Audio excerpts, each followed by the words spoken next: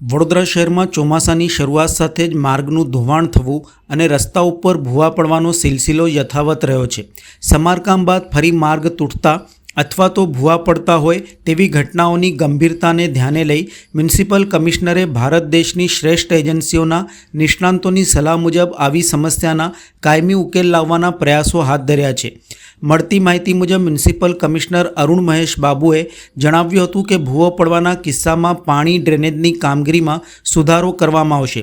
જો કોન્ટ્રાક્ટરની નિષ્કાળજી જણાય તો નોટિસ ઇસ્યુ કરી પેનલ્ટી વસૂલવા સૂચના આપવામાં આવી છે. આવા કિસ્સામાં સંપૂર્ણ જવાબદારી ધરાવતા ડ્રેનેજ, પાણી, રોડના કોન્ટ્રાક્ટર અને વર્ક ઓર્ડર આપનાર ડેપ્યુટી એન્જિનિયરના રિવ્યૂ લઈને આ સિસ્ટમને સુધારવાનો પ્રયત્ન હાથ ધરાશે. જરૂર જણાય તે આરસીસી રસ્તાનું પણ નિર્માણ કરાશે. પ્રજાના પૈસાથી આ કામગીરી થતી હોય અને કોર્પોરેશનની છબી ખરડાતી હોય ત્યારે કાયમી ધોરણે સોલ્યુશન માટે ભારત દેશની શ્રેષ્ઠ એજન્સીઓના નિષ્ણાંતો સાથે સમીક્ષા બેઠક યોજી વિસ્તારનો અભ્યાસ અને સર્વે કરી તેઓની સલાહ મુજબ આગળ વધાશે. આ ઉપરાંત ઘણા સ્થળોએ હાલ પાણી, ડ્રેનેજ સહિતના કામગીરી ચાલી રહી હોય. વરસાદ શરૂ થઈ જતાં રસ્તાના સમારકામ માટે પણ જરૂરી સમય મળી શક્યો નથી તેવું જણાવ્યું હતું. ઉલ્લેખનીય છે કે રસ્તાની કામગીરી દરમિયાન જો ગુણવત્તા જળવાતી હોય અને કોન્ટ્રાક્ટરો યોગ્ય રીતે કામગીરી કરે છે કે કેમ તેનું પણ પાલિકા તંત્રના એસી કેબિનમાં બેસેલ અધિકારીઓ ધ્યાન આપતા હોય તો આવી પરિસ્થિતિનું નિર્માણ ન થાય.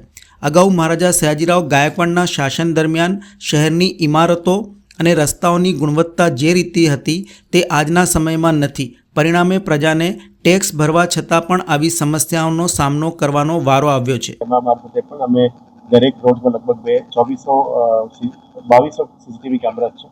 એ કેમેરા મારફતે પણ અમે મોનિટરિંગ કરી રહ્યા છે. એ મારફતે જે ખાડાઓ પડી રહ્યા છે, ભૂવો પડી રહ્યા છે એની પણ માહિતી લઈ રહ્યા છે. અને ત્રીજો આપણે એક internal system deputy engineers, assistant engineers daily Google શીટમાં પણ અપડેટ કરે છે.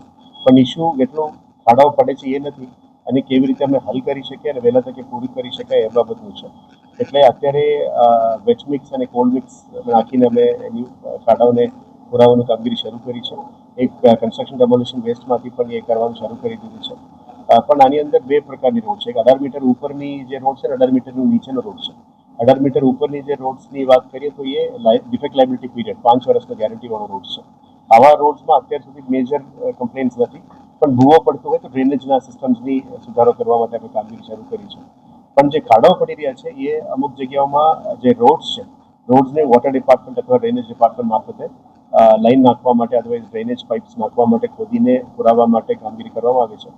અમુક વિસ્તારમાં મારા પર્સનલી પણ મુલાકાત દરમિયાન એ ધ્યાને આવી છે કે જે ફરીથી કામગીરી કરવામાં આવી એની અંદર જે પુરવાર અને સેટલમેન્ટનો ટાઈમ છે એ નથી મળ્યો. એના પહેલાં જ વરસાદ આવી ગયો એટલે ઘણી બધી જગ્યામાં એક્સેસમાં પણ ખાડાઓ પડી ગયા છે.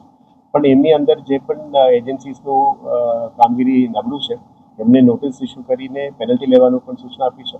લગભગ 9 એન્જિનિયર્સ અને આજે 2 એન્જિનિયર્સને પણ નોટિસ ફટકારવામાં આવી છે અને ખુલાસા પૂછવામાં આવી છે. કાલે અમે અહીંયા તમામ ડ્રેનેજ, વોટર અને રોડ કોન્ટ્રાક્ટર્સને પણ રિવ્યૂ લેવાના છે, જેની પૂરેપૂરી જવાબદારી આવે છે આ કામગીરીમાં. અને જે ઓર્ડર આપનાર ડેપ્યુટી એન્જિનિયર્સનું પણ રિવ્યૂ લેવાના છે. આશા રાખીએ છીએ કે આ સિસ્ટમને થોડું સુધારવાનો પ્રયત્ન કરીએ છીએ. સાથે સાથ આજે એવા ઘટનાઓ ના બને એના માટે પ્રિવેન્ટિવ મિકેનિઝમ શું છે એમ કરવાનું નક્કી કર્યું છે.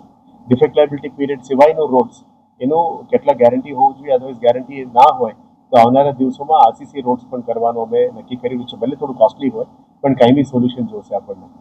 સિટીમાં એ બાબતમાં પણ કરવાના છે.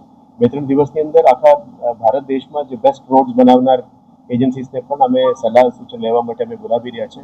ટાટા પ્રોજેક્ટ્સ, એલ&ટી, આઈઆરબી એવા મોટા પ્રોજેક્ટ જે 25 વર્ષની ગેરંટીમાં કામ કરનાર લોકોને પણ બોલાવીને સલાહ લેવાના છે. 2 દિવસ પછી આઈઆઈટી રૂડકીના આખું ટીમ પણ આવી રહ્યા છે, જે વોટર અને ડ્રેનેજના આખા દેશમાં એક્સપર્ટ છે. એમના મારફતે પણ સ્ટડી અને સર્વે કરીને એક સલાહ પણ લઈશું, જેથી કરીને કાયમી ધોરણે આનું સોલ્યુશન આવવું જોઈએ. આ વારંવાર આવતા આપણે વીએમસી માટે પણ એમ્બેરેસમેન્ટ છે એ ના થવું જોઈએ. જનતાની પૈસાથી કામ થતું હોય તો એ કાયમી રીતે સોલ્યુશન કાઢવા માટે એક્સપર્ટ્સની અમે કમિટી બોલાવી રહ્યા છે.